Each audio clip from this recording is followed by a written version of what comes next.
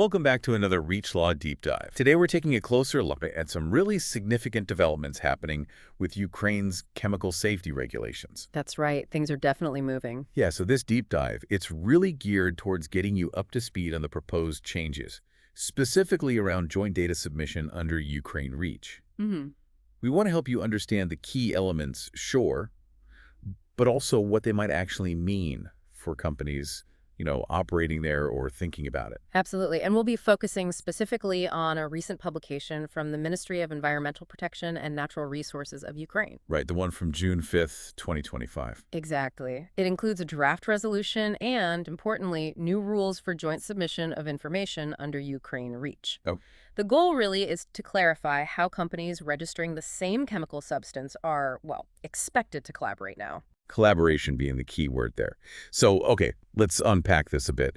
These draft rules, they bring in new obligations. For companies listening, what's the first big thing they really need to grasp? Well, I'd say the most significant new requirement, really the cornerstone of this, is the need to either create or join a data sharing consortium. It's a consortium, okay. Yes. And the purpose is pretty clear: making joint submission easier, ensuring hazard data is consistent, and critically, avoiding unnecessary duplication of studies, especially, studies involving vertebrate testing. Right, that's always a big focus. It is. And this approach, it seems very much in line with the Substance Information Exchange Forum under EU REACH. So similar to the EU model. Yeah, suggesting it's more about a flexible, collaborative setup rather than needing, say, a formal new legal entity. Cooperation is definitely central. Okay, so establishing or joining this collaborative body is step one. Then within that consortium, what about leadership? Is there a need for a lead registrant? Yes, absolutely. Each data sharing consortium will have to appoint a lead registrant, and this person or entity basically acts on behalf of everyone in the consortium. They coordinate the joint registration dossier submission, and they're responsible for making sure all the shared data is complete and accurate. They're essentially the main point person for the group submission. Got it. Now, something that strikes me as interesting, maybe a bit unclear, is how this applies if you're using the simplified registration path. Good point. For substances maybe already registered under EU REACH. Is it clear if those companies also have to join the consortium? That's actually not explicitly spelled out yet. It feels like one of those areas where we're still waiting for some clarification from the ministry. It's an important detail for many companies. Definitely. Okay, so you've got the consortium, you've appointed a lead, then the rules mention a joint notification. What's that involve? Right, the joint notification. The lead registrant has to submit this pretty quickly within 10 working days after the consortium is created. 10 working days, okay. What's in it? It needs to include contact details for all the members, the substance ID, and of course, who the nominated lead is. Standard stuff so far. Yes, but here's where it gets potentially tricky from a practical standpoint. The draft rules say this notification should also include hazard classification data, summaries of study results, the chemical safety report, or exposure scenarios where they apply, and any proposals for new testing. Wait a minute. Did you say the chemical safety report and exposure scenarios? The notification? That's what the draft says, and that's precisely why it's noteworthy. Because normally that comes much later, right? Exactly. In standard REACH procedures, that level of detail study results, CSR exposure scenarios, that's typically part of the main lead registration dossier submission, which happens after the lead registrant is nominated and confirmed. Usually at the point of just nominating the lead, those detailed documents aren't finalized or even available yet. So what's the potential issue here? Is it just confusing wording or a different process entirely? Well, that's the uncertainty.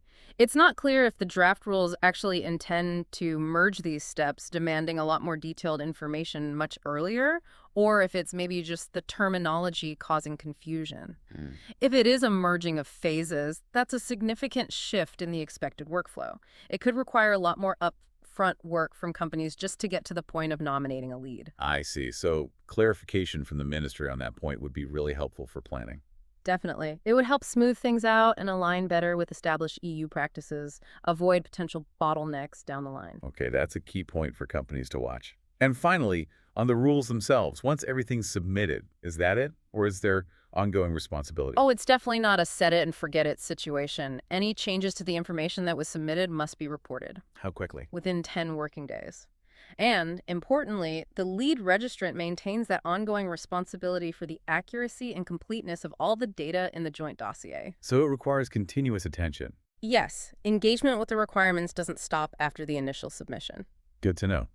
And for anyone wanting to dig into the source material themselves. The official documents, the draft resolution, the explanatory note, the rules, the notice of publication, they're all available now on the ministry's website. And the legal basis, just for reference. It's Article 38 of the Law of Ukraine on ensuring chemical safety and management of chemical products. Great. Okay, so bringing this all together, what's the bottom line? What does this really mean for companies dealing with the Ukrainian market?